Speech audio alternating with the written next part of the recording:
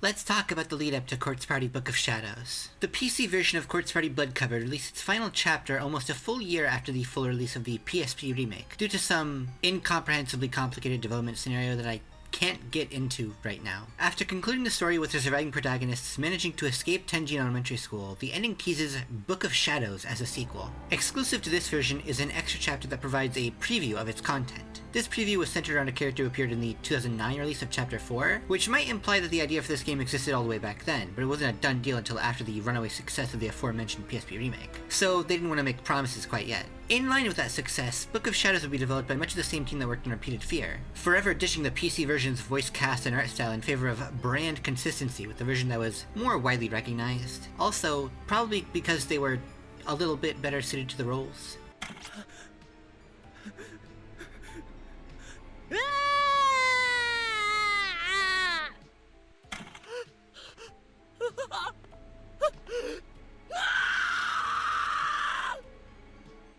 It ended up releasing on the PSP in 2011, the 1st of September. It would take until 2013 for it to come to the West, and in 2018 it got a PC release, which I'll be using for this video.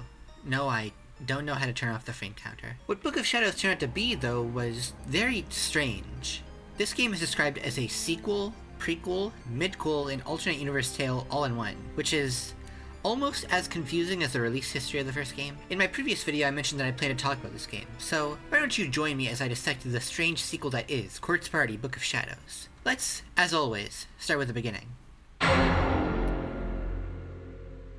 I won't say that Chapter 1 of Blood Covered was the best chapter. It had to carry the burden of introducing the relevant concepts and was the earliest of the bunch, it's understandable. But it's a very proficient vertical slice and good introduction of the game. It shows off important mechanics like puzzles, exploration, and two types of wrong ends. It gives a tour of the location and explains some relevant concepts. It centers itself around the characters who became the emotional and thematic core of the whole game. It shows off a lot of the strengths on its own and sets up Chapter 2 to deliver them even more effectively. Even if it's just okay overall, it adequately does the job. Conversely, Episode 1, Engraved Seal, is a pretty weak opening. Not just because it fails to convey the strengths of the game, but also because it's one of the weaker sections of the game in general. And it feels upsetting to say this, because it does contain a few character moments that I genuinely enjoy, but it's all buried underneath this game's greatest weaknesses. Okay, so let's first talk about the pacing. One thing Blood Covered did right was the opening. Boob jokes aside, it wanted to ease the player in and establish a norm that its horror would disrupt. But it also wanted to set the mood and keep the plot moving. So the first thing that happens is you hear a ghost story that's secretly plot relevant. There's a generally lighthearted air at this point, and it allows us to get a sense of the personality and dynamics of the major characters. This opening section takes less than 20 minutes, and after we arrive in Tenjin, it takes less than 10 minutes after that for the gameplay proper to begin. Book of Shadows seems like it's trying to have something similar with a really well-done dramatic cutscene that plays before you even start the game. However, it's disconnected from the rest of the game, literally taking place in a different timeline from the one you played right after. It lacks that smoothness that the ghost story had. After you press start, it takes nearly an hour for the game to get into the setting of Tenjin. It takes around 10 minutes after that for you to get the first bit of gameplay, a single choice. Depending on your choice, it can take around 10 minutes after that for the real point-and-click gameplay to start. That's a lot of time. And I want to clarify that Book of Shadows didn't really use this extended intro as well as you might assume based on its length. Most of the information covered is not new information. It primarily consists of scenes with Naomi and Seiko, including a sleepover, a obligatory bat scene, and a bit about the school festival. This is followed by a retelling of the Shiawase no Sachiko ritual scene and a retelling of Naomi and Seiko's fight from Chapter 1. The retellings are obviously not new information, but the utility of the Naomi and Seiko scenes are mostly in re-establishing the close relationship between the two. It's to the point where it feels as if this game is trying to be a new entry point, but that can't be true, right? There's too much of this game that would be impossible to understand, including a major plot point in this very episode, unless you played the previous game. And yet, it's not only coy about restating some important points, it also restates numerous points that it didn't need to. The only way you should be unable to know how close Naomi and Seiko are is if you didn't play any other game, or if it's been so long you forgot about the basics. It's very unnecessary. You could cut 90% of this intro and still have all the necessary build-up. Episode 1 in particular has some of the slowest pacing in the whole game, but Book of Shadows generally is really long and really slow-paced. I wouldn't say that no game can have a pace like this, but it's probably a bad idea for a direct sequel to slow its pace this much. People will go in with expectations and preferences and will end up being turned off by it. I would be fine with a section of the game being particularly long if it was full of amazing content, filled to the brim with events and such, But this is not the case here. The introduction itself is at least eventful, even if unnecessary, but once the gameplay starts, Book of Shadows does a lot of meandering on nothing. So what exactly happens after the gameplay starts? Nami walks around, she gets scared, she walks around some more, she gets scared some more. Even with the help of vague memories, my genius-level puzzle-solving intelligence, and a guide when I got stuck. This part took me almost an hour. It involves a lot of aimless wandering, so I can imagine it might go on even further for people who don't know what to do. In the previous game, this section was skipped over and summarized poetically in a few lines of dialogue. Excluding the part we obviously weren't supposed to see because of the big twist, most of this was simply stuff we didn't need to see to get the idea. I suppose the question to ask would be, if we didn't need to see it before, why show it to us now? And the only answer I can think of is, well, they had nothing else to show. After having spoken about the unnecessary first hour and boring second hour of this episode, it occurs to me I haven't even spoken about the premise. It's pretty high concept even for this series. So, Blood Covered had a true ending, wherein 5 Kisaragi students managed to escape, but all memory of their deceased classmates were erased. Let's say this takes place in the Alpha timeline. There was one alternate wrong end of the game where, lacking the full knowledge of their circumstances, the group redoes the ritual that sent them to Tenjin and ends up going back in time, with most of them not fully remembering what happened. The game ends with Satoshi, who does remember, trying to urge them not to go through with the ritual again, only to fail and end up joining them trapped in Tenjin once more. Thus, the world loops. Although in Blood Covered, the game ends there, Book of Shadows followed up on this in multiple chapters. The game calls this the world after loop end, referring to the ending that loops. Unwieldy name, though. So we'll call the bulk of Book of Shadows the Beta timeline. I could also call it the Whale timeline, but that's stupid. This is what I meant earlier, by the way. The opening cutscene takes place in the Alpha timeline, but Episode 1 takes place in the Beta timeline. Now, I think alternate universe stories can be interesting. You know, devise a situation that shows another side of a character that couldn't be done in the main story, or that couldn't be done without extreme consequences. Satiate the audience's burning desires by answering a question they were dying to know about. Lots of potential there as long as it's serving a purpose, of course. It's probably especially important for a series like Corpse Party, where the original game had plenty of alternate routes and endings to go down, and the iconic reboot entertained plenty of alternate scenarios with its wrong ends. And no wrong end had more story potential than the loop end. I mean, it's starting the whole story over again, after all. So despite my complaints about the pacing, the focus, and some of the choices, I do think there's something good here with it. For example, let's talk about one of the main subjects of Episode 1. I hope this isn't a controversial statement, but it's clear in the first game that Naomi loved Seiko. She admitted as much in the true ending, and it was sort of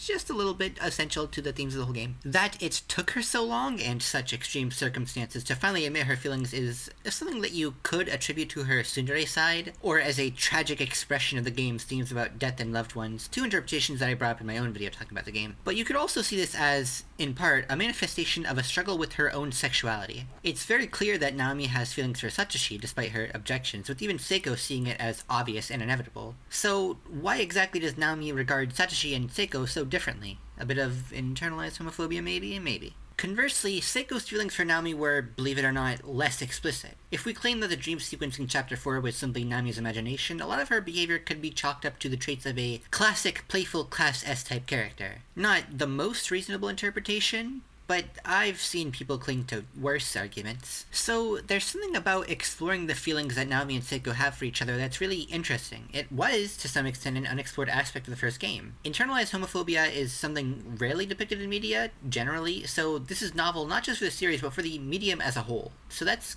cool on its own. I also think that when the game makes the relationship its focus, the quality of writing from Blood Covered really shines through the most. But on the other hand, there's something a bit dissatisfying about this final act of Episode 1. For one thing, Naomi and Seiko are no longer the core of this game. Sure, Naomi shows up again in Episode 8, arguably the most important one, but this doesn't give some critical insight we couldn't have gleaned from the previous game. Meanwhile, there's plenty of important characters and mechanics that were missing. What's the Book of Shadows, by the way? Is it metaphorical? And even worse is that, well, we don't get a resolution for this. Immediately after Seiko confesses her feelings to Naomi and she's forced to confront her own feelings, she undergoes the darkening. Oh hey, where's Seiko? There she is. Hold on, let me get 2 different wrong ends that are just the same thing twice. Phew! Now we can get the only part of this story that was actually interesting. Wait. Aw, man. Yeah, that's just how it ends. If it was your destiny to die, you will die again, and it will keep getting worse. The interesting story about Naomi confronting her feelings is cut unsatisfyingly short in order to tie into the greater themes of the game about fate and inevitability. I have to note, the premise, marketing, and most things up to this point seemed to imply that Seiko could have survived. A lot of people probably went into this thinking there was a chance, right? I wouldn't have wanted that, I'll be honest. If any of the dead characters did survive in this alternate timeline, I would have made it a point of criticism. I'll save that talk for the BloodDrive video, though. But even despite that, I can't think of this as anything but an unsatisfying conclusion to even propose. Never even presenting the idea of doing something would have been better than bringing up the possibility and then not following through in this case. If we imagine a world where Seiko's death was obvious to everyone, it still would have made it disappointing for Nami's character arc to be interrupted. It makes it feel a bit pointless. We get a little bit more confirmation about what we already could have guessed from the first game, and then that's it. I keep thinking about the opening that plays whenever you start up the game, wherein Nami has a breakdown of the loss of Seiko and the fact that no one can remember her. The image of Seiko with a black void obscuring her face is a striking literal visual, but also obviously metaphorical. Seiko being gone leaves a void in Nami's life. And I can't help but think, this should have been episode 1. If we simply continued from here showing Nami trying to deal with the loss of Seiko, reminiscing on times they had together, and coming to terms with their feelings, that would have served the purpose that this chapter tried to do, but perhaps better. At least more of it could have been dedicated and focused on telling the story that this section of the game had to tell, and to delivering the quality content that it had within. I don't want to get into my own what-ifs or write fanfiction for the developers, but it's hard not to see the potential for something better, because this really was just not a good first impression.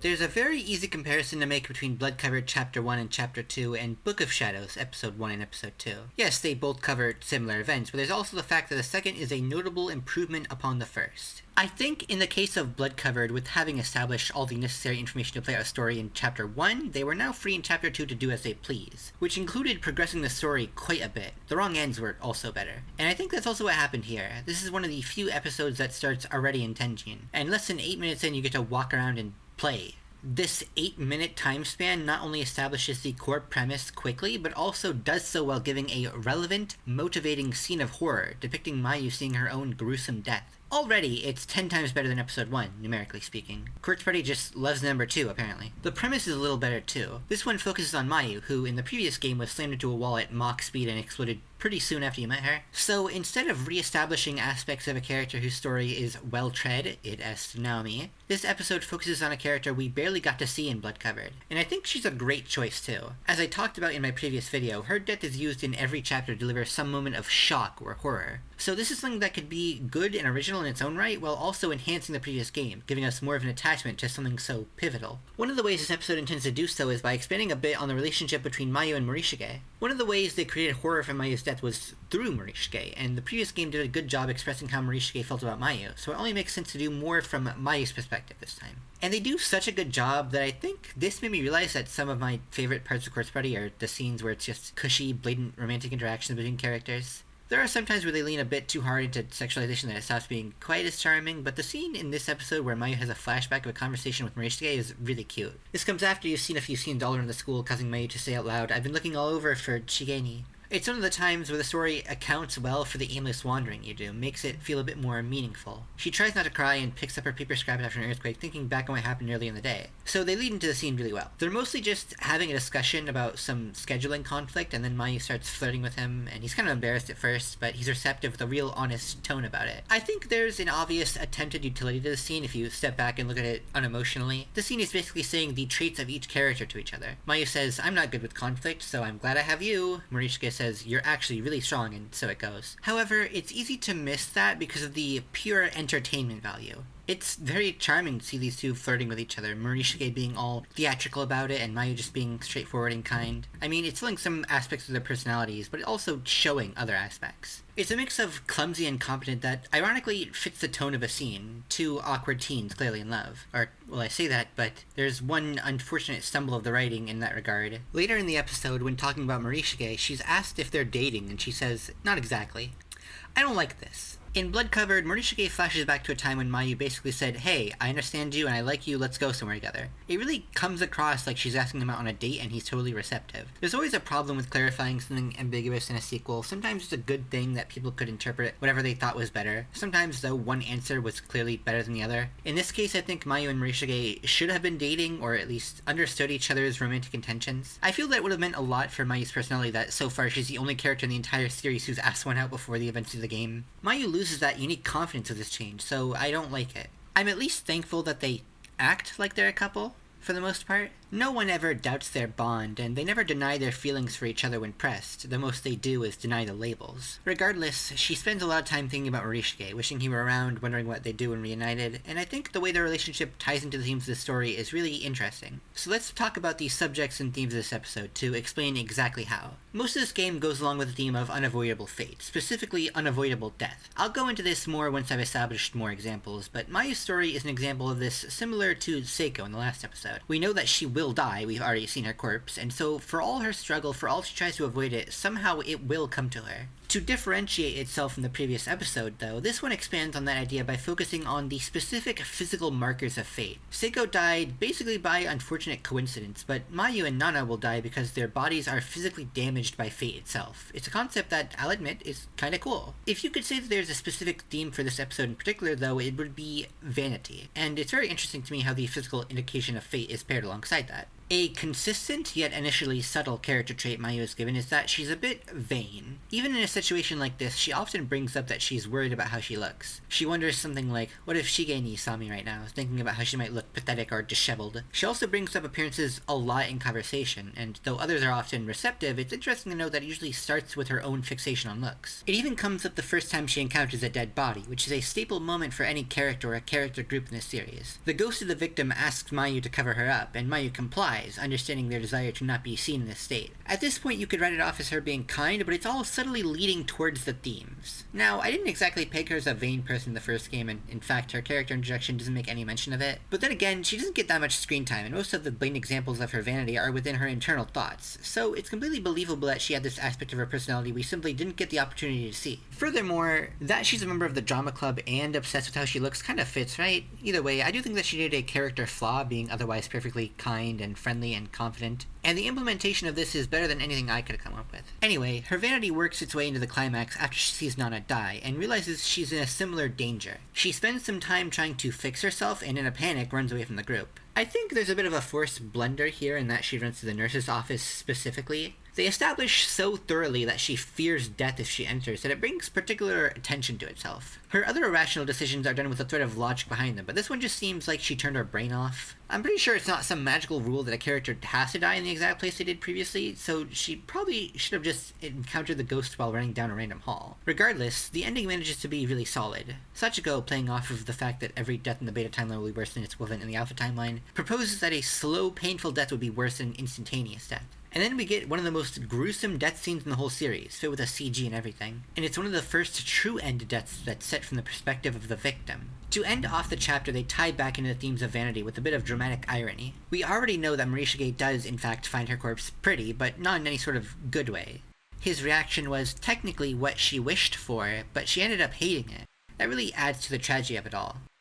So, I think there's a good character focus and a good thematic core to the story. They managed to give an interesting variety of scenarios and cross mechanics and narrative fairly well. But this section still isn't without problems, most notably the pacing. Not much happens besides Mayu getting into situations and expressing her personality. She doesn't seem to undergo much development aside from the situation making her panic and exacerbate her vanity. In the previous game, there was much more of a sense of forward progress with either figuring new things out about the school or getting closer to appeasing the spirits so they could escape. But they can't replicate that a second time by doing the exact same things, and they don't do something else to take its place. Because this takes place in the beta timeline, the consequences of what happened here disappear when the credits roll. And on the topic of progression, we don't get a lot from Yoshiki. We've already seen him do all of this in the last game's Chapter 2. It's redundant. I don't hate it because I find Yoshiki enjoyable, his interactions with Mayu really bring out both of their personalities, but it's just not meeting the standard that the series established in Blood Covered. There's also Nana who, well, she just kinda shows up, worries about the situation while we hang out, and then dies. I never once considered her boring while going through the episode, but there wasn't a lot of depth with her inclusion. It's mostly just an inoffensive fan service reference to those extra chapters. Also, it feels just slightly too long by the end, especially because one of the last scenes is basically a retelling. I think right about then is when Nana should have died. So, overall, I wouldn't call this section of the game my favorite piece of Quartz Party media by any stretch, but I think I probably would have preferred this to be the first episode instead, you know? It leaves a much better impression.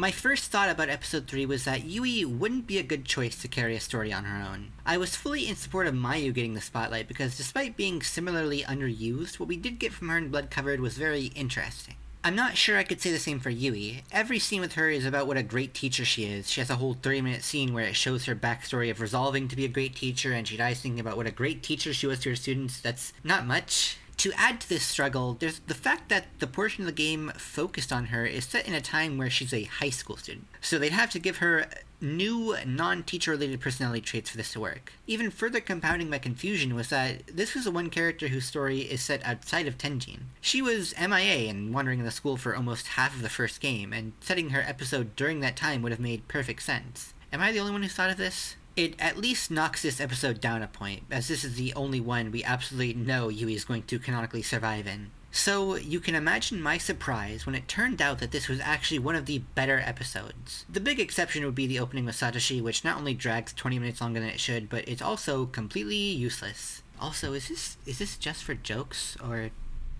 are they trying to force the Satoshi Yui shipping community into existence? I don't get it, because this is the episode that introduces Tsukasa, who is clearly the best option for Yui, and Satoshi has about half a dozen other options.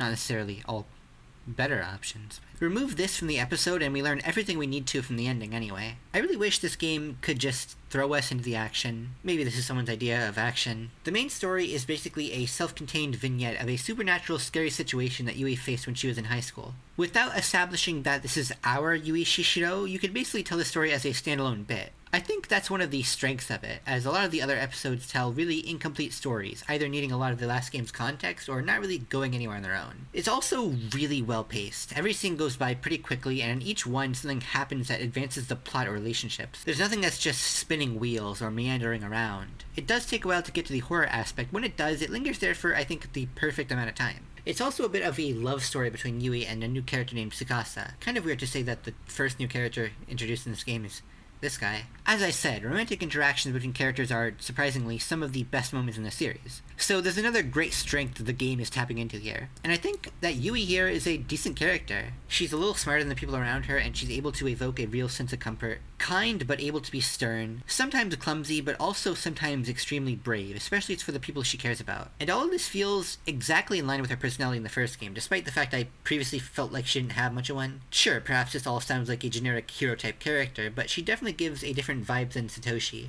And even a slightly less mature vibe than her older self. She's well characterized. Same goes for Tsukasa. Although he's compared to Satoshi, he seems a lot more cool and collected. I think the fact that he wordlessly gives Yui a drink from time to time is good characterization. You could say it's a selfless kindness, one where he's so focused he didn't even go to explain it. He lets the act speak for itself. And then they make this important by having him do something similar in the climax where he pretends he can fight the vengeful spirit to try and get Yui to run away. And then Yui runs back. Oh man, it's so good to have climaxes that bring everything together instead of just shitting the bed.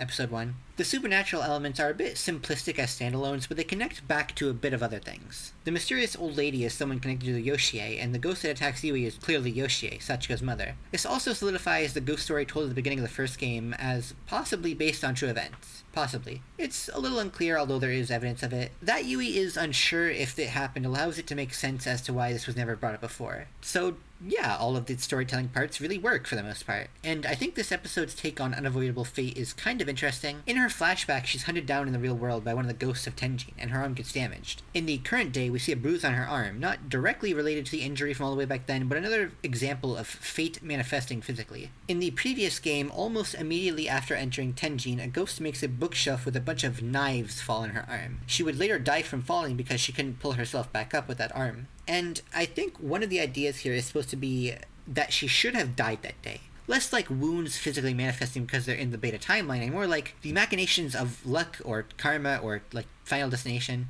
invisible circumstances aligning in such a way that produce an outcome rather than very obvious tangible forces. That's interesting, I suppose. Also, I guess it's kind of about helping out the people you love or something. Not my favorite themes in this game, I'll admit. I still liked it overall. One of the things that this episode brings to light is the nature of the gameplay, which is pretty ironic because this is mostly bereft of it, which somehow might have been a good thing. In previous episodes, there would be extended sections where a cutscene ends and puts you into a point-and-click style search mode, where you had to examine or look for things to progress. They would also give you opportunities to pull up a map and change your location, either to find the next cutscene or because whatever you needed to investigate was in another room. In episode 3, however, you don't do this. You only select from a list of choices when prompted. I assume some of the reason is because this is the one section of the game set entirely outside Tenjin Elementary. It doesn't intuitively feel like it should have been too much work to make a map for Kisaragi, but you know what, I'm not complaining. This format has heavily simplified challenges of navigation and traversal. You can't really walk into an enemy if you never really walk, and you're less likely to get lost because the only way to get around is a map, clearly labeled with every location. The only thing you need to memorize are which rooms are on which floor, and I think this is doubly hurt by this game being a sequel where the navigation was top-notch, because any challenge that could be had from that is erased by the fact that you should already know how the school is laid out. This game still tries to achieve a sense of getting lost by forcing you to wander aimlessly around the map, and I think these sections can easily drag. The worst part of episode 1 was having to walk around looking for all the events and raising your darkening meter instead of making more direct progress towards a goal. On the topic of being unable to capture the qualities of the original, one of my favorite parts of Blood Covered was the Kizami chase. Although it's not very difficult if you know what you're doing, any new player will have to face a genuine danger. Touching Kizami will lock you into an hour-long wrong end, and the structure of the chase forces you to pass by Kizami once or twice. The format itself allows for situations like this, whereas the format of Book of Shadows makes it impossible. Another good one is not looking at the Ghost Boy. Again, not particularly difficult, but there's some amount of brain power involved in moving yourself around so you don't face him. You don't just go about it as you normally would. Episode 2 tries to repeat this encounter, but it's basically impossible to fall for it unless you do so on purpose. Most of the sense of difficulty, of danger, is erased by these mechanical changes. Do horror games need to be difficult? This is a question I found myself asking as I mused over the many horror games that I played, and I think the answer is, it's certainly not the most important thing. There are two things that are most important for video game horror. The first is presentation, but that's true of horror in any medium. The second is consequences. No other medium can so smoothly punish the player, and if the player fears that punishment, the player feels fear. And that's what you want out of a horror game. Neutering the difficulty is obviously a major obstacle for consequences, sure, but let's say we ignore difficulty. You fall victim to a wrong end and have to face the consequences, but then there are no consequences. In this game, you can save at any time, and the game even quick saves for every choice. You don't have to deal with setbacks or some other form of difficulty as a consequence. I think the presentation is still mostly strong, maintaining the excellent prose of the previous title, and the incentives to pay attention to the wrong ends still sort of work, but it's all presentation, so it's lacking part of what made it work before. Simply put, it's not as scary. At least, it's not as scary in the same way. Surprisingly, again, this is why episode 3 works as well as it does. It doesn't attempt to split itself between mechanics and narrative. It simply tells a horror narrative through its visual novel medium. Horror visual novels are workable, I mean, in the same sense that a book or a movie or any other media without interactivity can also be scary. Maybe my tone betrays my intent, but I love horror in almost any medium. Also, I think the fact that episode 3, despite being disconnected from the rest of the story and starting one of the most undeveloped characters in the prior entry, managed to be the best so far, well, maybe that shows that Book of Shadows should have just been all visual novel. This is probably the most important of the episodes so far. Maybe it's not much of a competition, what with the previous episodes either developing side characters or reaffirming things we already could have guessed from Blood Covered. Also because those ones took place in the beta timeline, and this is the first one that definitely takes place in the alpha timeline. But here, this part of the game is answering a legitimate question that you might have had if you thought about it enough. How did Naho get to Tenjin? The first time you see Kibiki and Tagachi, a character is quite important to the overall plot, and especially to Naho, they mention that they came here without Naho. From what we know about the ritual, you must have more than one person. Since we're not directly told about any other character associated with Naho, the question becomes, who did Naho get to do the ritual with her? The game subtly provides an answer, but it also provides even more questions. In the corpse disposal room, one of the last places you can find name tags in the entire game, you can find the corpse of Sayaka Oe. You could perhaps deduce from the fact that she is the same age as Naho and from the same school and class that she was the one who performed the ritual with her. But if you go into the name tag menu, you also see a description, died while searching for Naho.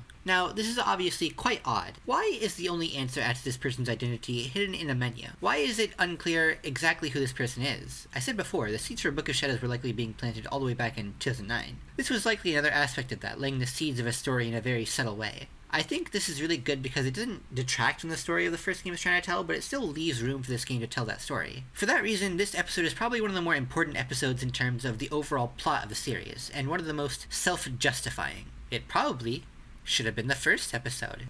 Who can say? I've talked before about how the other episodes show us more sides of undeveloped characters. In that regard, let's now move on to Naho. In Blood Covered, Naho first and foremost served a purpose. Her primary role was to deliver information for the characters that they couldn't possibly obtain on their own. The supernatural inner workings of Tenjin are something that it would be difficult to test and discover, and there are few ways that you could have the characters learn this information that don't come across as overly contrived. Them either being able to know from the beginning or finding out through convenient evidence lying around just sounds a bit off. Her secondary role was to facilitate situations and development for other characters. Most obvious is that she's the reason why Ayumi and many others found out about the Shiwase no Sachika ritual. Another part of that is that Ayumi is specifically a fan of hers, which is slightly related. That Ayumi has to confront someone she looked up to turning out to be a horrible person is an interesting thing to do, and in the process it explains an aspect of the world. That's all good, but she doesn't really do much outside of this. I think what makes the characters like Ayumi, Naomi, or Yoshiki so great is that it feels like they're doing more than just serving whatever narrative purpose they need to. They have moments of downtime, of falter, of personality, of meandering. It gives them all a realistic vibe. You never get that with Naho because every scene about her was either explaining something or leading up to her evil side. She was serving a purpose. So she's ripe for this, just as Mayu and Yui. But so too are her associated characters, Kibiki and Taguchi. Comparatively, they had smaller roles, sure, but more important ones nonetheless. So there's something to work with here, something to be gained from including them in the story alongside Naho. But perhaps the most potential of all comes with this mysterious Sayaka. Because, we don't know anything about her. On the opposite side of that is the fact that, as a prequel to an otherwise perfectly complete game, this is all the stuff that we didn't need to see in order to understand Naho. Showing too much could end up being pointless, or boring, or maybe have us think less of her. So there's a little bit more at stake than just an alternate universe story, yeah? That's enough talk about the potential, though. Let's talk about the actual execution. In terms of characterization, Naho's personality is radically different here. But I wouldn't call this flanderization or mischaracterization. It's more like we're seeing a side of her that we couldn't possibly have seen in the main game. She was dead the whole time, dealing with people she didn't really know and under the influence of the Darkening. That she was stoic, sardonic, and ethereal in that game makes sense. Meanwhile, here the first thing we're hit with is an intentional contrast. She's excitable, happy, she's smiling while out enjoying an idol concert and going to a cafe with a friend. She's doing some of the most cutesy things imaginable, the exact opposite of her creepy persona. I think this is really interesting. That she meows like a cat is...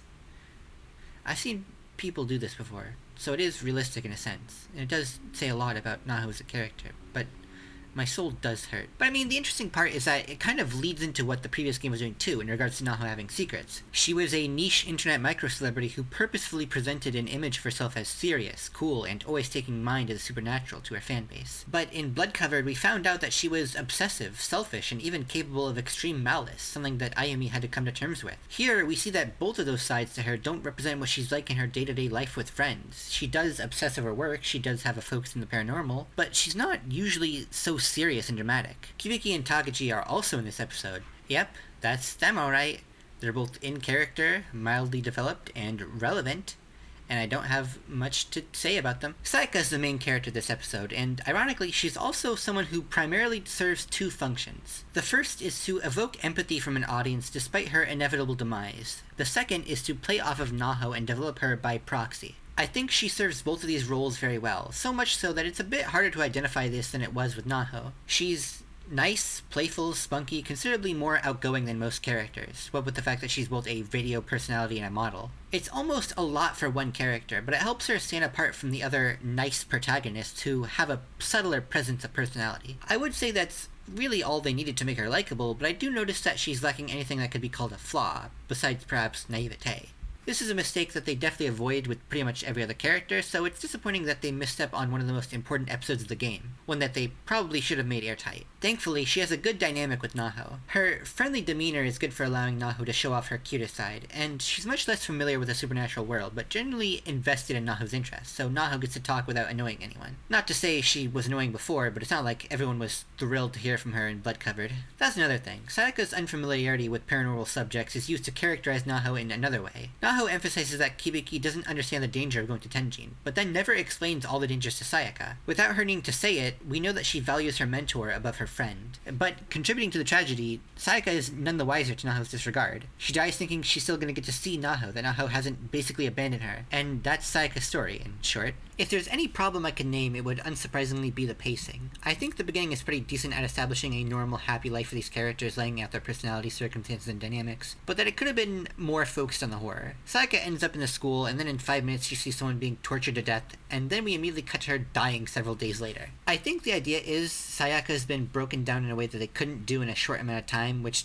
honestly evokes the question, why does she need to be broken down? Why not just kill her a few minutes later? Her death scene is so short regardless that it would elicit basically the same effect. The change in pacing is so drastic that killing someone a few minutes after they arrived would be less abrupt than what they did. In the end though, I think this was a good elevation of the subtle foreshadowing in Bloodcovered. But Episode 3 and Episode 4 are about as good as it gets. I think this game has a real problem with its pacing, but even more than that is that as a whole, it doesn't have the strength that Bloodcovered did, being a full story instead of a scattered collection of stories. Despite the fact that Book of Shadows shows more locations and characters, so far it's only been first encounter stories. Some of these are bolstered by the deja vu the characters experience, but that's just a thin veneer on top of a character's first time in Tenjin. Bloodcovered did have 3 first encounter type stories, but there was also a sense of progression. Chapter 1 spent most of its time establishing everything. Chapter 2 had a shorter introduction and started to explore the interworkings of the school as well as a possible solution. And Chapter 3, while admittedly a step back in some ways, again had a short introduction and progressed things along by the end. By Chapter 4, all of these threads were culminating, the themes were developing, and they were getting closer to ending the story. And that's the thing. Bloodcovered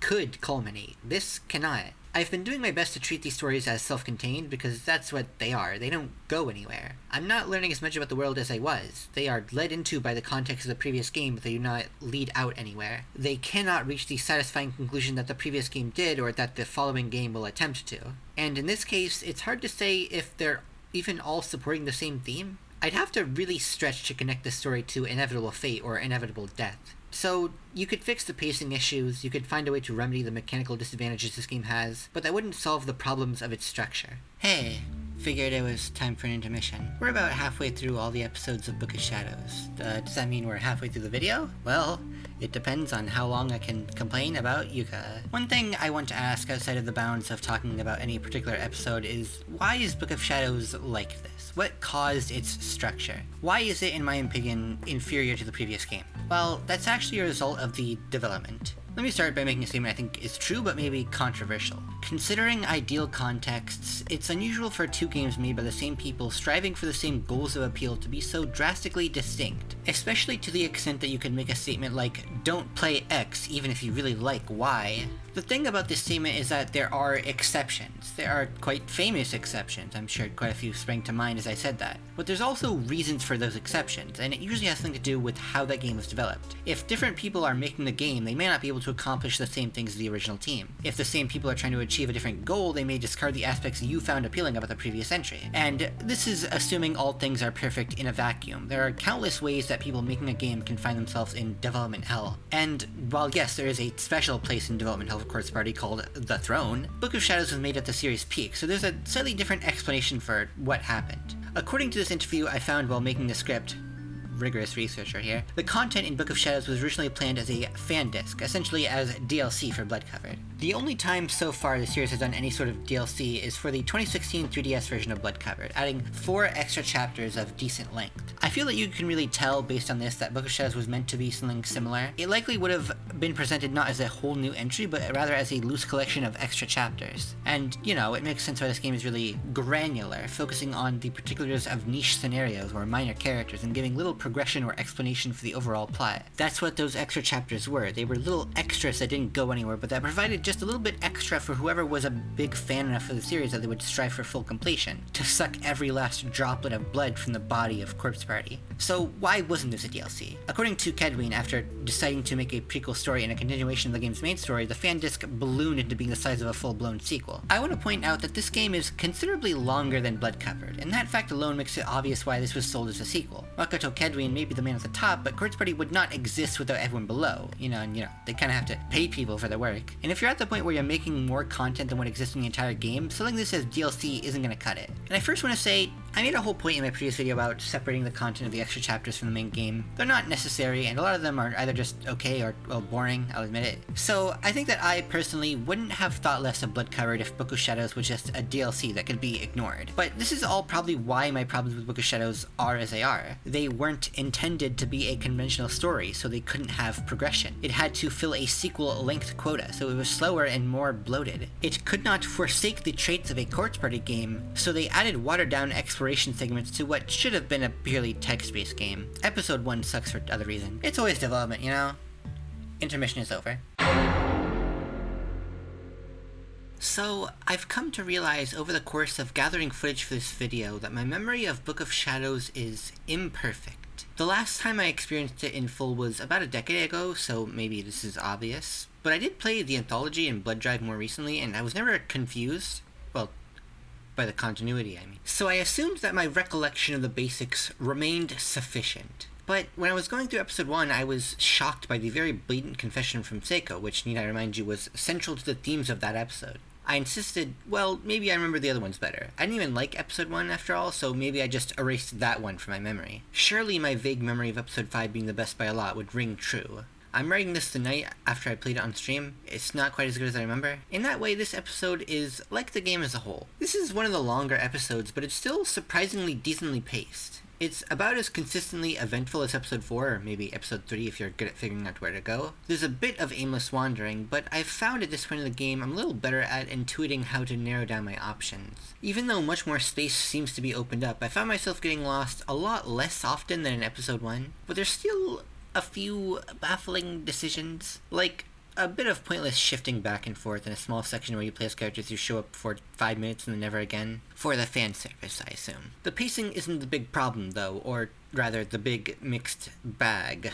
Let's talk about Mitsuki for a minute. She's certainly alright. There is definitely an arc she undergoes about wanting to be as strong as the others, and then eventually finding strength in herself, which she uses against Kizumi. I'm not sure how well this melds with the themes of the series, or the game, or even this particular episode, but it's not bad. I really don't get all the people who insist the Byakudan students are just way better than the Kisaragi students.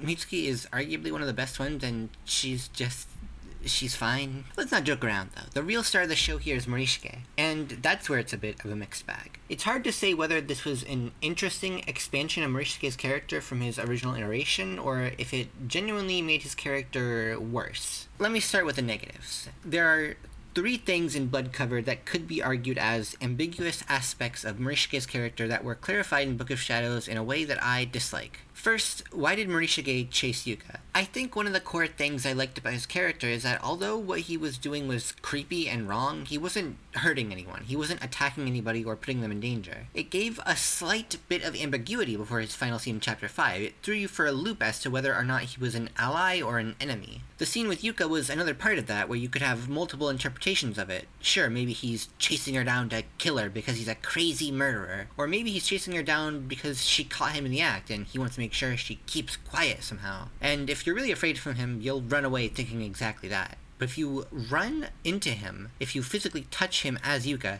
nothing bad happens. He just asks why you're running away. It makes you wonder, are we misinterpreting him? Does he genuinely want to help Yuka? And in that case, does he either not realize he's been caught or not think what he did was wrong? You could also say that the last interpretation also provided a bit of characterization for Yuka, who, as I said before, and will soon say again, is criminally bland. To believe that she was a bit of an unreliable point of view, that she saw Morishige as scarier than he objectively was, says something about her, even if it doesn't seem like a lot. She's really scared. I feel like you not only take away the mystery of that scene by clarifying Morishige's intentions, but also that they chose the worst possible interpretation. He just chased her around to scare her. Not to help her, not to help himself in any tangible way, just because he liked seeing her afraid. And that's stupid? Few other places in the entire series does he take pleasure in the suffering of living people. In fact, he's pretty often polite and even helpful in Blood Covered, even if he is creepy. In this episode too, he generally wants to be alone and comes across a bit rude because of it, but it never goes as far as chasing Yuka to scare her. Nothing like that. So this bit now retroactively feels out of character. I suppose one way to interpret this charitably would be to say that he was under the influence of the Darkening. After all, there's 1 or 2 wrong ends in this episode where after falling to the Darkening, he partakes in harming other people. It feels a little bit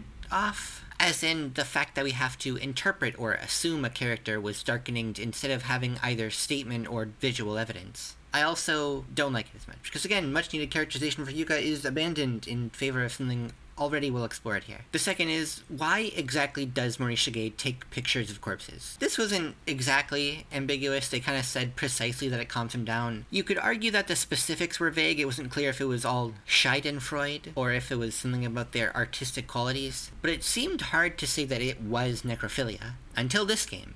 Now it's pretty heavily necrophilia. There's an element to it where he sees corpses artistically, but also explicitly erotically. There's even a scene where he touches a corpse, and it's, like, gross. I don't even think that the scenes depicting this are necessarily poorly written, or that this isn't a logical choice for the character in the setting, especially for his character. It's not how I saw him before. It's not how I remembered him. Maybe I'm a fool for making this a point of criticism, I'll admit. The third and final thing is his relationship with Mayu. One of the first things I wrote into the script was a complaint about the relationship between Mayu and Morishige, and I intended it for this part of the script. That's how passionately I feel about this topic, but it was before I replayed episode 2, so, here we go. In the first game, one of the best scenes, and certainly the best scene for Morishige, was the flashback explaining his love for Mayu. It not only shows what Morishige was like before this whole situation, but has Mayu admitting that she likes him and asking to go hang out. They don't literally use the words date or girlfriend, but it wasn't all that ambiguous. Saying, I like you, let's hang out, is a pretty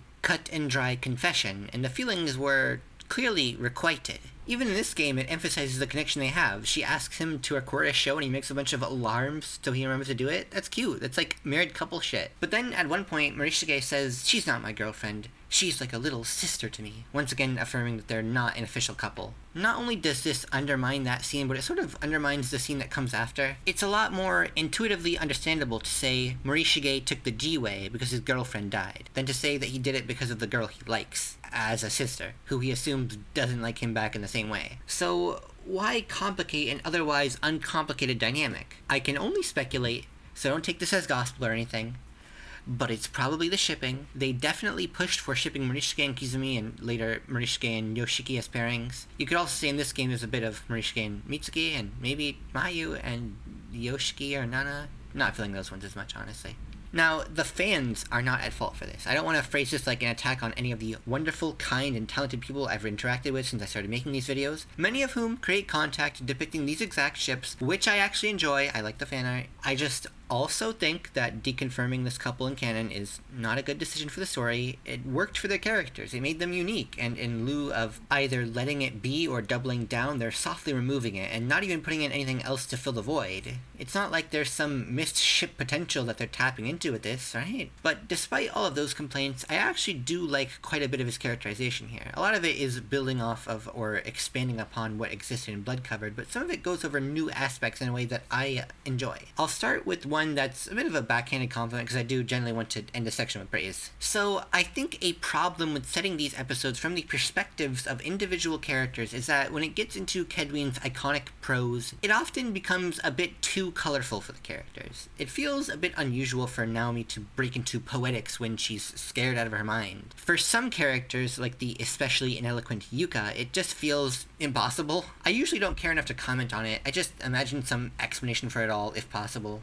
Morishige, though, is perfect. Morishige is the artistic, morbid type who would say things like this. He's also the type who would stay calm enough in horrific situations that he could articulate such thoughts. It takes less abstraction to imagine he's thinking this all as it's happening. So this just makes the general writing in this section of the game work better than most of the other episodes. On that thought, though, it's a bit odd that Morishige never explicitly dies in any of the wrong ends, at most only describing the death or injury of others. There are some wrong ends where characters won't die, but they'll usually either be in a situation seconds from death or otherwise clearly doomed. I suppose even in Blood Covered it wasn't clear if he died or not, as we never found a body or any other direct indication of death. It might be odd if he somehow survived in the Alpha timeline, but I think it's interesting to deliberately avoid showing his death. I assume it's a bit of poetic irony that we never see a depiction of his death or his corpse in spite of his obsession with death and corpses. Plenty of ways you could take that, but I'm glad they really leaned into it here. Another thing I like is how they portray him in social situations. So, he first encounters Taguchi. Morishige quickly says they should go their own ways. He takes mind to the social interaction he'd have to endure otherwise. Taguchi would talk a lot and he'd have to mind his manners. Later, when he meets Mitsuki and Fuguroi, he initially tries to back out, saying he'll find Maya on his own. But they lightly insist and Morishige submits, deciding they seem nice and not obnoxious enough that staying with them would be less trouble than refusing. You could say he's a bit introverted, but it's not just that he wants to be alone. He doesn't want the trouble of having to justify that, or of coming across as rude for it. There's another scene that happens later that builds off of this. Fukuroi and Mitsuki are genuinely complimenting him on his knowledge of art, that he's a lead actor in his drama club, and that he has solid plans for his future. But he's upset about it. He always diverts the compliments away or causes awkward pauses while thinking about how he's bad at social interaction. He can't accept at all that they really mean what they're saying or that any of what he's saying might be interesting to them. It also shows a bit of his selfish side, to assume that others are as disinterested in him as he is of others. But it also elaborates on why he is such a loner. He doesn't see their kindness as sincere, he struggles to care about others, and he wants to avoid awkwardness or what he feels is feigned friendliness. It makes sense then why the only person who could get through to him was Mayu, who was very clear and insistent about her real feelings towards him. Even more humanizing is that he thinks all this despite knowing it can't possibly be universally true. He faces cognitive dissonance in assuming that the kindness of others is an act, but acknowledging the pure kindness of Mayu, and has resolved that dissonance by revering Mayu above all. And it's like they actually thought about how this character's condition would factor into their story and characterization. Kizami. Right, I said it was going to be positive. So, there's a lot of other tidbits I could cover. One last thing I liked was the bit of character development he experiences. He starts the episode saying he should delete all the pictures he's taken if he wants to rejoin society. But a lot of this episode is just him progressively getting worse. He starts off with awkward social interactions, but he eventually starts actively avoiding people or scaring them off. He takes picture of corpses in the beginning, and then isn't afraid to touch objects near them. And then finally, he starts touching corpses all over in weird ways. Early on, he tries to hide the pictures he's taken, but by the end, he's just opening a video of corpses in front of some middle schoolers he just met. A lot of wrong ends play into different conclusions for him. In one, he joins Sachiko in killing someone. In another, he goes from nobly trying to get a memento from Ayumi to basically desecrating her corpse. One of the weirder ones has Sachiko tricking him and discovering that Mayu is dead, implying it would end exactly the same way it did in the previous game. But the true ending pays off the beginning best of all by having him decide he'll wait a while longer to delete the pictures. These are all manifestations of similar ideas, that he can't rejoin society. He's crossed a moral threshold, so to speak. He accepts more that he cannot go back to normal. This episode is mostly a character exploration of Morishige, so although not a lot happens in it, I think it's overall decent in what it sets out to accomplish. The character is explored, it bookends what we see, and despite the missteps, it's much more good than bad. Oh yeah, this episode also has more content if you replay the last section after completing it. It's the only way to really see the conclusion for Fukuroi and Mitsuki. That's neat, I suppose. I'm writing this shortly after I played the game on stream, but I liked the Yuka chapter. I'm just kidding. Could you imagine? I don't have a lot of good things to say about episode 6. It's definitely the worst episode. There's very little here that I can call good. The best I can talk about is content that's a mixed bag in a vacuum. This is probably the most the series has ever meandered on nothing. Yuka spends 1 hour in a cutscene almost being killed and an hour wandering around doing nothing and then is killed. So I'm going to spend this section of the video talking about that content, but I'll also use it to talk about problems that extend outside of this specific episode, because this one isn't so much a cause as it is a symptom. There are 3 major characters in this section of the game: Yuka, Kizumi, and Sachiko. I'm going to go over all of them, starting with Yuya Kizumi. Kizumi is probably the most interesting part of this episode, which is not a compliment to him. I have some problems with his character. Now, I know there are people who like Kizumi. I know there are people who really like Kizumi. Many of these people have liked Kizumi for somewhere close to 10 years at this point. So when I say what I'm about to say, just know that I think it's fine to like Kizumi. I don't think I'm going to convince any of the people who currently like Kizumi to not like Kizumi, and that is not my goal. I'm only explaining why I, or some others, might not have liked Kizumi. I hope I can sound reasonable. I said in my previous video I thought he was fine for the role he served, but that he probably could have been used more intelligently. If he was involved with one of the main characters besides just Yuka, there could have been more drama extracted from him, but clearly they didn't want to tell a story like that. But then they keep having him show up. The anatomical model and iconic part of the original 1996 game is implied to be Kizumi. Not a bad decision on the face of it, but he's stripped of any unique personality traits, so it doesn't make sense why he was chosen for this mindless monster role other than for making him seem more important. You know, now he's also this other iconic character. Then he shows up in Extra Chapter 2, and you can already tell from this that something's wrong, because as I said in the last video, the chronology of events stops making sense. All to give him a scene with Morishige that didn't mean much of anything at the time. It's as if they just really wanted to have more Kizumi content. Although it would be a little anachronistic to attribute this to something of the time, the 3DS port of Blood Covered got a couple of DLC extra chapters, 13 and 14, where Kizumi is mentioned and then shown off. These are ones that also break the chronology for the sake of fan service, and Kizami isn't exactly the end goal of that, but but it's hard not to notice how often this happens with him. If you're playing Blood Covered nowadays, you're probably playing the version that has those extra chapters in it for free. At least that's what I recommended in my last video. So you may see this before going to Book of Shadows and take notice of it. And then in Book of Shadows, he gets not just one chapter where he's a perspective character, but multiple where he's a critical figure. Episode 5, Episode 6, and after this, Episode 7. That last episode, Tooth, was also the one used as the extra preview in the PC version of Blood Covered, making that one a slightly more prominent role. Most characters aren't even in 2 episodes, and aside from Sachiko and Yoshikazu, I struggle to think of anyone who's even mentioned in 3 or more episodes. And I'm not going to hold this game to the fact that the anthology and BloodDrive's extra chapters continue this trend, and that I like it even less in those games, but I do think it's worth mentioning that it doesn't end here. He just keeps showing up. He's basically a fan service character at this point, and this is only the second game he's been in. And maybe I wouldn't mind as much if I absolutely loved his character, but I don't think he's all that great, and it's not just because he's overexposed. I'm going to start with one thread of logic and go on from there. Kizumi is evil. I think it's somewhat difficult to make a truly evil character as compelling as a truly good character. At least, that's the conclusion you might come to from observing Corpse Party. Motivation is an important thing for character writing, and if a character is morally good, then their motivations can make intrinsic sense. Being a social species, most humans are biologically hardwired to care for each other, so anytime a character acts for their benefit or the benefit of others, it's understandable. It can remind us of good actions that we or others have done. You have to work harder to do any such thing for an evil villain, but it's not impossible, especially if you're working with systems. This villain kills because he has to, they fight because they're at war, so on and so forth.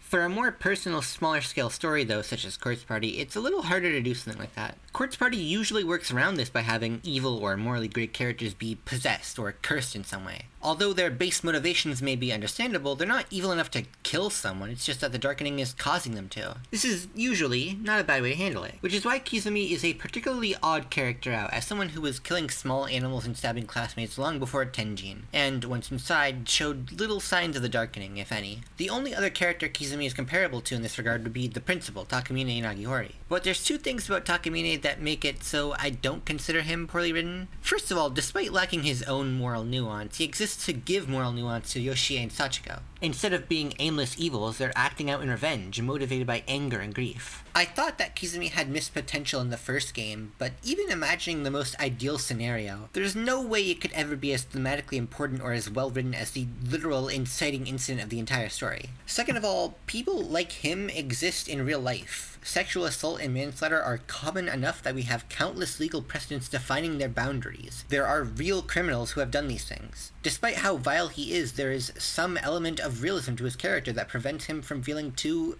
manufactured. And I don't think Kizumi is quite as realistic. The whole psychopath killer thing is a pretty common trope, especially in the sort of B-movie horror that Corpse Party tends to emulate, and there's an obvious Doylist reason for that. Again, we're biologically hardwired against fucking each other over, generally. By making a character who lacks empathy entirely, a writer can skip writing a complex justification and possibly an intense emotional reaction for a character to do extremely evil things. And in Corpse Party's case, they don't have to rely on the old faithful darkening excuse. Now, that doesn't make it good writing. In fact, it's usually shit, exactly because it's not done realistically. First of all, most people with any sort of personality disorder still don't go around killing people without any motivation. Even antisocial animals that we may think of as killing machines will generally only kill because of resources or territory or some other benefit, let alone an actual human being. But Kizami's primary motivation is simply, we're gonna die either way, so I might as well kill people. He kills people who have done him no wrong, and he kills people for no benefit of his own. I could understand this as a post hoc rationalization of horrible actions he's done impulsively, but as a premeditated motive, it's nothing. Causing the inevitable isn't inherently a motivation unless doing so provides some benefit as a result. But his motivation is also people are honest when they're about to die. I just want to have an honest dialogue, which runs into the same too obvious Doyleism of the rest of the trope. The character needs to be an evil murderer, so his motivation is that he thinks murder is epic. I'm not sure that this even makes sense as anything other than a post hoc justification. After all, Katayama was comatose and presumably already dead, and he didn't kill Toko, so how would he arrive at this conclusion before he's killed anyone and got an honest reaction out of them? None of his motivations really add up. The thing is, they could have easily worked around this problem if he just had some other comparably unshakable incentive. Say something like Sachiko told him that if he killed enough people he could leave. Playing off of the same violent, narcissistic, remorseless personality, it would have worked just as much and not have been so circular. And I'll admit, I don't know enough about the professional treatment of personality disorders nervous to say this, but I think that him simply being cured of ASPD because he saw a little girl that was so pitiful it made him feel empathy is stupid, even if they did foreshadow it in the last game. If we want to say, well, he's an intentionally unrealistic character, this is a game about ghosts after all, then sure, but most of the other human characters, and most importantly, the best of the characters, aren't so fundamentally unreal. Any moments of unreality for them are also explicitly connected to that supernatural side of the story. Ayumi, Naomi, Morishige, these are characters with surprisingly realistic depictions of their respective mental conditions. And they're all morally nuanced, they're intended to be sympathetic, and they're some of the deepest characters in the series. But Kizumi, simply put, is none of these things. The thing is, I feel that the authors know this. I feel like they know that Kizumi lacks nuance, and a lot of his inclusion in Book of Shadows attempts to amend that. But there's an issue. How do you do that without excusing or justifying his actions? If a character is so inexcusably evil, is there anything you can do to give them nuance? And if you do, how do you make that not come across like a defense of them? I feel like this is also a problem that the writers understand, because if you look at every justification for his actions, it still kind of loops back to being his fault. Him being called a murderer encourages his perspective on killing others, but that happened because he did kill Katayama by throwing him down the stairs. The environment of Tenjin did contribute to his bloodlust, but he was already stabbing hamsters before all this. His family mistreated him, but only in response to him hurting other people. It's like they realize the dilemma they're in, but they can't write their way out of it. And it just feels like it's the worst of both options. He's simultaneously cartoonishly evil and also a parody of a tragic character. I'm gonna make this comparison because this is something the games explicitly make, but Morishige and Kizumi are similar. Now, they have completely different roles. Kizami is a direct secret threat from an outsider, whereas Morishige is an unknown factor where something is clearly wrong about him despite being a part of the original group. And yet, a lot of the ways the story makes reference to their respective disorders, the paranoia, narcissism, attachment to a single girl, and much more, shows they have a lot in common. But it's the ways they differ that make me love Morishige and not love Kizumi. Again, there's more of a realism to Morishige. Schadenfreude, and, well, based more on this game, necrophilia, exists in real life. His justifications for his actions and his flowery language are clearly intentionally post hoc. He has a motivation that makes sense. Outside of a wrong hand or two, he never does something to harm others, physically at least. And despite being a much more sympathetic and much less morally evil character, the game doesn't try to wallow in his tragedy quite as much. When he talks about he's a loner who doesn't understand anybody except Mayu, he's insulting people who are just nice to him. When he reminisces about how kind Mayu was, the scene is equally focused on developing Mayu and her own tragedy. There's more of a purpose in the character monologuing for an hour about how they had a messed up life, and that's why they're a fucked up evil little guy. And on the subject of purpose, that's another thing. I'll admit, this is an extremely subjective assessment, but Kizumi isn't very convincing to me. Every decision about him I can think of, there's an obvious single function to it. When I think about the better written characters, not just in this series, but generally for all of fiction, there's scenes where I can see multiple purposes for an action, or I have to really think to explain something, or maybe I struggle to explain it at all from a Doylist perspective. The execution of writing is just so good that I can't untangle myself from the immersion in its internal logic and consistency. But for Kizumi, I never get that. He's hot because the game wants you to trust him. It's a contrast against his evil side. He's a murderer because they wanted a threat. He's strong and can't be reasoned with because they wanted the threat to be impossible for the characters to deal with conventionally. Everyone he kills, he was just taking out of the plot or causing a dangerous scenario for gameplay. I don't feel captured by Kizumi. I don't like a lot of the decisions made surrounding him, and I think that also leads to me thinking of him in critical ways, such as how he represents his specific personality disorder. And so I don't really like him. I don't like that they keep using him more and more. I think I could have liked him if they used him better originally, but they failed to do so. The time has passed. He deserves a nice, long retirement where he can live the rest of his life in half of the fandom's shipping art, instead of showing up in another game where he spends an hour making me think he sucks. Alright, I don't know if that rant sounded incomprehensible or not, but I'm done with it. Let's talk about Sachiko Shinozaki. Sachiko might just be the most flanderized character in the entire series. And this series has had characters appearing in extra chapters made 10 years after their original release. You would think that the fact that every cell in Makoto Kedwin's body has been replaced and he has naturally theseusized himself into a different entity would have made the characterization of 2021 Yoshiki even slightly inconsistent with 2008 Yoshiki. But no, somehow it's 2011 Sachiko, who's a completely different character from 2011 Sachiko from 2 months ago. There's a real intentionality to her actions in Book of Shadows. She's a great liar and manipulator who manages to trick people into dooming themselves, into making their deaths and despair all the more bitter and ironic. She has a frightening intelligence that perfectly calculates the most sadistic ways to torture people, both physically and mentally. In episode 1, she tells Nami to go after Seiko, knowing that she'll fail. In episode 2, she explains to Mayu the power of fate, knowing it will bring her despair to realize her worst fear. In episode 4, she eats Sayaka's chocolate, as if she knows its newfound emotional importance to her. In some of the episode 5 wrong ends, she plays off Morishige's morbid personality perfectly to either turn him into a killer or to make him kill himself. And now, here in episode 6, she deliberately evokes the trope of a helpless little girl to get Yuka to do her bidding, reminding her of her relationship with her brother. Yuka is dumb, but she manages to trick her this whole time, to the point where she only fights back in any way seconds before she dies, and that resistance is exactly why Sachiko kills her. I think that Sachiko alone could be a convincing argument for the beta timeline characterization being completely non-canon to alpha timeline characters, because Sachiko was not like this before. Sachiko barely said anything, and when she did, it never came across as particularly calculating or intelligent. The first time I remember her talking, she calls Yuka cute and then threatens her, laughing like a maniac, and canonically she just leaves her alone after that. She doesn't come across like a sadistic, psychopathic super genius, it's more like someone operating primarily on instinct. She expresses feelings wholly and immediately, and chiefly she's angry. She's so full of rage that she doesn't even finish her thought. I feel like that suited her characterization. In the first place, she was motivated by rage and grief. She wanted to punish the man who wronged her in life. Eventually, those feelings consumed her, and they became her entirety. It's not like she is cognizant enough to hang out with the ghost of her mother, or to give further torture to the spirit of the principal besides putting him in a time loop. These emotions prevent her from reaching peace, from moving on, or even accepting people who are attempting to help her with that.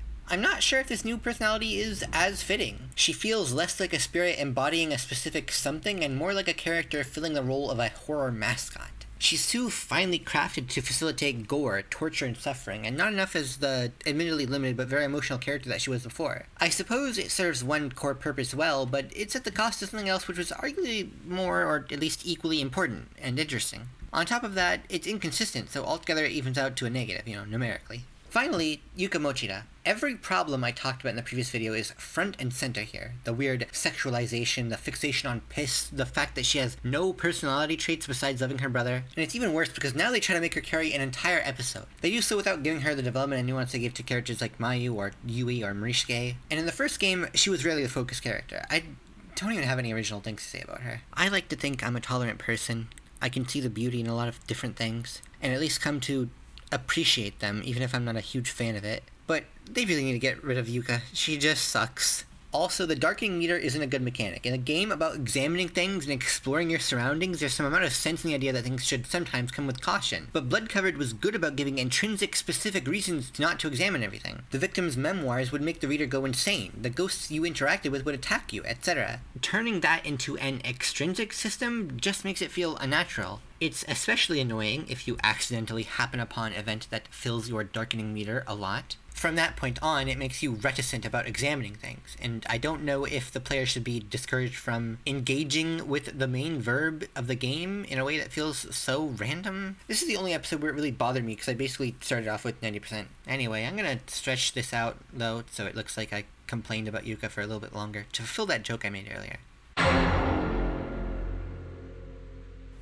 Alright, we're on what's definitely the last of the bunch, Tooth. As I mentioned before and in the previous video, this episode is also present in the PC version of Corpse Party Blood Covered. It had the format of that game, but all the basics were there. It's strange to me that the first episode that was previewed ended up being the last episode overall. Feels a bit anticlimactic. This is almost a one-to-one conversion, with one or two sections being removed for time's sake. Walk around the school, Shimada's an idiot, ghosts are scary, Kizami kills Katayama, Toko loses a tooth, Kizami eats it for some reason. I already reviewed this, albeit quickly, in the previous video, so I'll try not to tread on the same ground. It does give a neat bit of added depth to all its minor characters. I don't think Kizami particularly needed a backstory for his role to be effective, but it's fine. The real highlight is Toko Kirisaki. She had a really memorable presence in Blood Covered, even if it was minor and completely optional. You could, again, probably imply what happened to her based only on noticing that she and Kizami went to the same school, but this story is interesting for her nonetheless. Although this is another first encounter type story, Toko really sells the horror of a person experiencing a situation like this. Her descriptions manage to put us inside of her head without slowing down the pace. Furthermore, she's completely deceived by Kizami's act of collected normalcy. This is interesting not exactly for Kizami's side of it, but because Toko is so devastated as she's faced with the truth.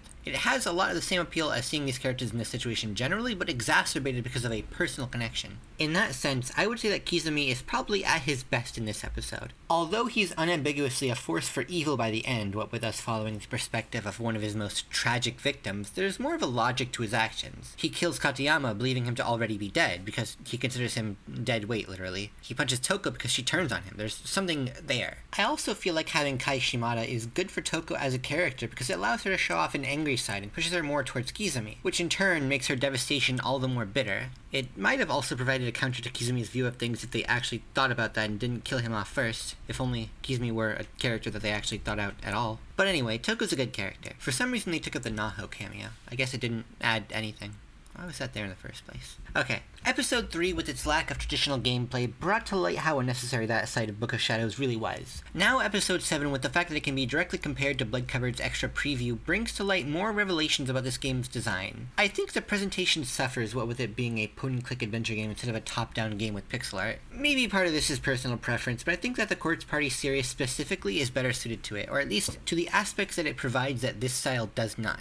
It may not be intuitive that a less detailed look can be better, but sometimes a lack of clarity can be a good thing. I think I went over this in the previous video, but when something lacks detail, our minds fill in the blanks. In a horrible situation, we may imagine the worst thing that we can possibly imagine. Not like this is always the perfect way to do things, but it's a feature that the series could lay claim to prior to this point. To this effect, pixelated gore may be more effective than something more detailed. Furthermore, there's a phenomenon that low-fidelity visuals tap into, which is that if we're in the frame of mind to interpret them as whatever they're supposed to be, we're more likely to accept any other limitations, such as unusual animations, incorrect proportions, or just any strange or unrealistic aspect of visual presentation. So in this game, by presenting us with more realistic visuals all the time, we may expect more realism out of this game as a result, and it may ever so slightly color our expectations. If that's not convincing, one disadvantage of increased detail is that it can be harder to know what's an important object. If you've ever wondered why a lot of games with a realistic art style do stuff like putting yellow paint on everything, this is why. I often ran into a problem where I needed a loose floorboard to progress, but they blended into the rest of the thing so well I didn't even register them as individual objects. It was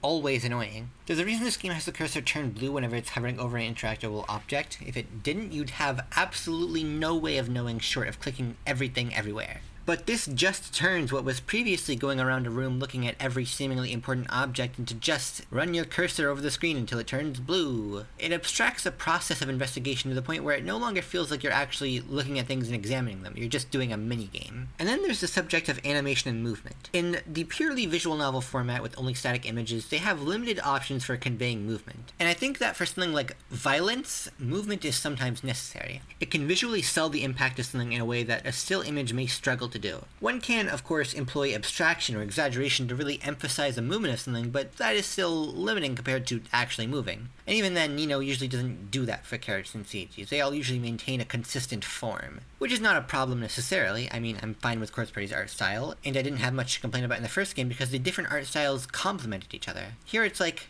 yeah, there's sprites in the map menu. That's it, okay. Oh, and the sprites are animated, so it very clearly conveys walking. Even this game, while mostly avoiding it, recognizes the effectiveness of animated sprites at doing things. I also don't like that interacting with the door almost never lets you go to the door. It feels so intuitive, right? But I always end up clicking the door, watching it do nothing, and then having to open a map. And the fact that the darkening mechanics puts a filter over everything, even the CGs, I don't like that. It ruins footage.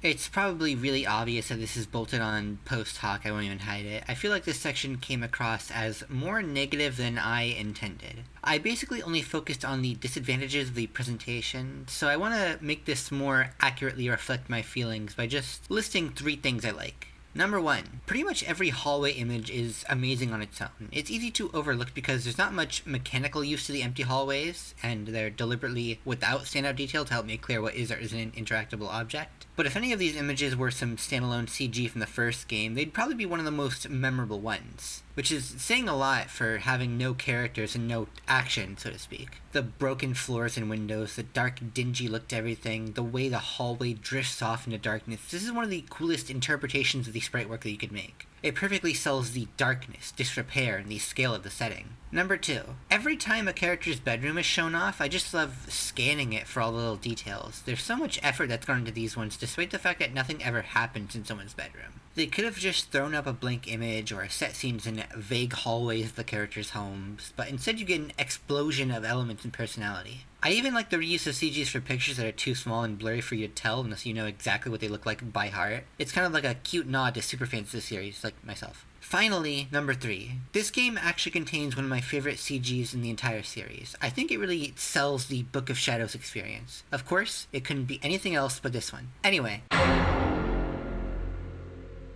Book of Shadows had a secret 8th episode titled BloodDrive. There are 2 ways to unlock it. If you get every ending in episodes 1 through 7, or if you complete the true ending of every episode and have save data from Corpse Party Blood Covered. I believe this works with both Blood Covered and Blood Covered Repeated Fear. The former is a very demanding requirement, and I imagine most people who would be committed enough to go through every wrong ending are mostly dedicated fans, in which case those fans likely already played the first game and were dying for the sequel. So I assume that very few people unlocked it the hard way, unless they either lost their save data or bought the games on different platforms. We can talk more about that questionable design choice later, though. For now, let's review this episode. So, this is the only episode that's set in the alpha timeline after the events of Blood Covered. The premise is basically Ayumi and Naomi are trying to learn more about their situation, so they track down the household of Yoshie and Sachiko Shinozaki. I think this pair makes sense. Naomi was basically the main character of the previous game, and Ayumi is planned to be the de facto main character of the next game. This in-between section ties the two together. It is a bit weird that no one else is involved, like Yoshiki or Sachi, who I feel would have made sense, but there's a plot point later on where I think, yeah, if anyone else was there, they would have stopped this.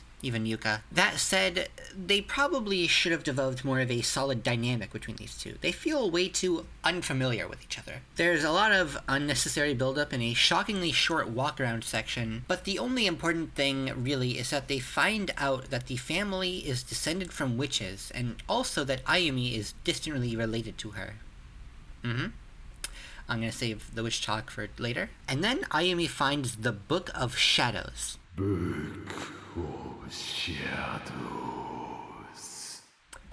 Right, let's unpack that. This comes at a point where you've probably had to convince yourself, okay, the Book of Shadows is metaphorical. It's like, these are all dark stories, the horror visual novel. I mean, the last game was called Blood Covered. These are clearly supposed to be general vibes-based titles. And then it turns out, no, there's a literal Book of Shadows. If you're not totally smitten with this game at this point, you might react with incredulity at this point. You may act with even greater incredulity when Ayumi says that they can use the book to revive their lost friends. Especially when the first game operated on vague ethereal magic where the broad strokes could be understood but specifics were beyond comprehension. Demystifying something that worked so well as it was doesn't inherently feel like a great idea, looking past the surface level absurdity. But there's something well worth considering, and it harkens all the way back to the original 1996 Corpse Party. If both Yoshiki and Yuka die, a distressed and disheveled Ayumi goes to Sachi's house with a strange book. After asking some morbid questions, she says that the book's magic can bring people back to life. After Ayumi argues in favor of it, Satoshi finds himself conflicted.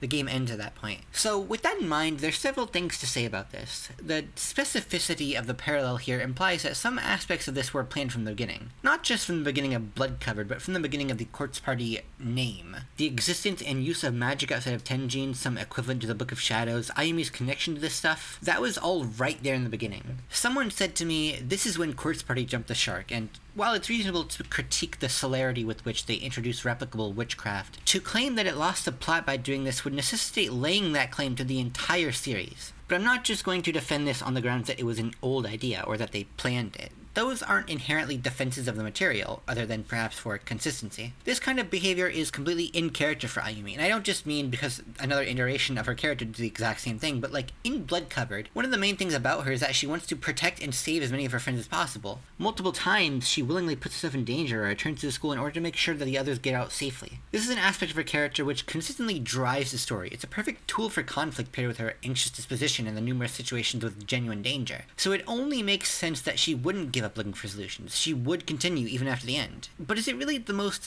logical choice? Well, perhaps more importantly, as I went over in my last video, the primary theme of both Corpse Party Blood Covered and the original 1996 Corpse Party is, as I understand it, dealing with bereavement. The original game delegated that more to the bad endings, but Blood Covered saw multiple characters dealing with the short-term or long-term negative emotions of losing someone they loved, the most prominent being Naomi, who eventually learns the primary lessons the game intends to teach. Ayumi turning to dark magic in the original game was another manifestation of dealing unhealthily with grief. The whole point is them considering what they might turn to if they really can't let go. It's paralleled alongside Yoshiki getting drunk, pulling out a knife, and debating Satoshi about killing himself. So there's clearly something to explore here, something to look at in regards to how people deal with the deaths of others. Unfortunately, that's where the problems start to roll in. Let's just think about our options here. If they succeed in reviving their friends, that will sort of undo the point of the previous game. It will render moot the point about how to live with loss. If they don't exceed, then what will they learn from doing all this? You'd have to attach something more to it. You couldn't just leave their failure on its own. And you might have to justify the existence of this additional message by not having too much overlap with the message of the previous game, but still building off of it. Unfortunately, Book of Shadows seems to take the worst of both options. The revival ritual seems successful at first, only for something to go wrong. It's not exactly clear if they messed up the ritual itself, or if the curse that Mayu is placed under prevented her proper revival. And then, before they have time to reflect on it, they're hit with the consequences of the ritual and start to die of a gory curse. Thankfully, they get saved by Hinoe Shinozaki in one of the most blatant Deus Ex Machinas I can think of. Seriously, how did she get here in the middle of nowhere at the dead of night? Before she can answer that question, her head explodes because of the dark magic. Then the game ends on a cliffhanger.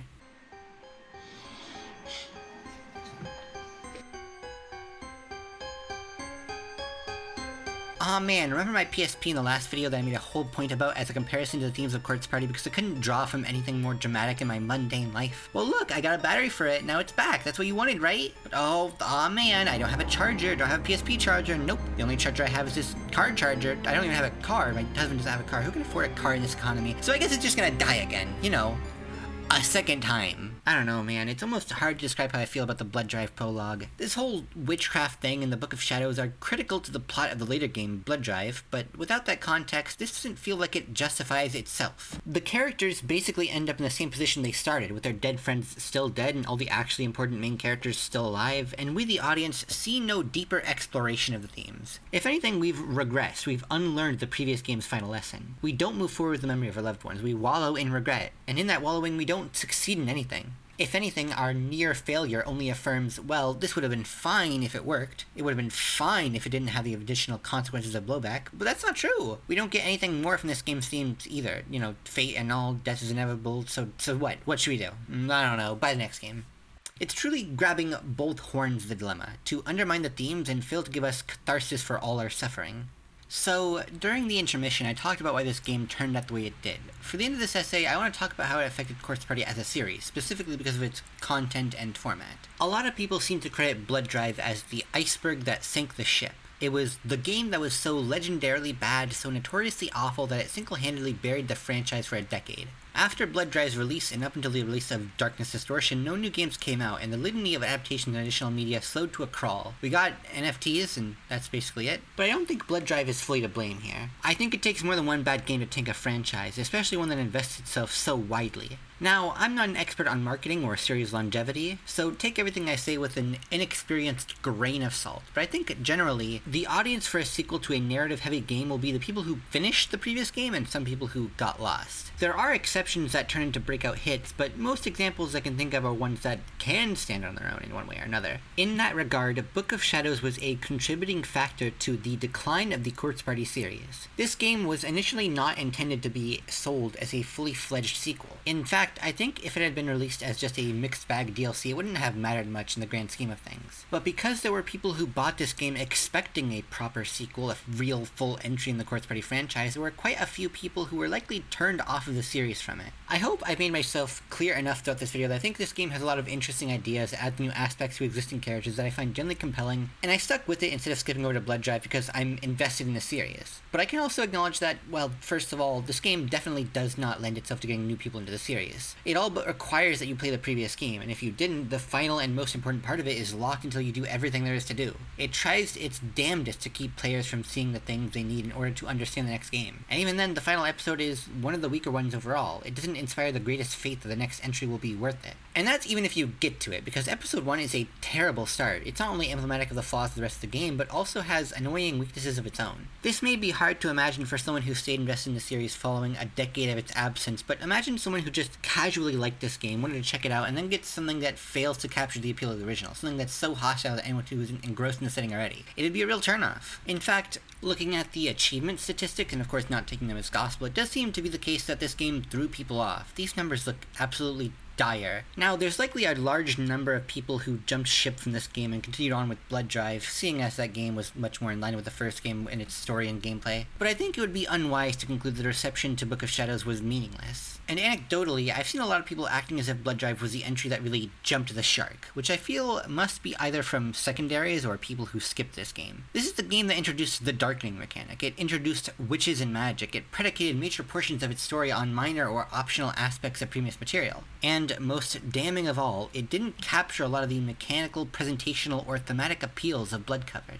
Sure, BloodDrive may have been the straw that broke the camel's back, but it's wrong to deny the weight of Book of Shadows, because at the end of it all, this game was not a good sequel.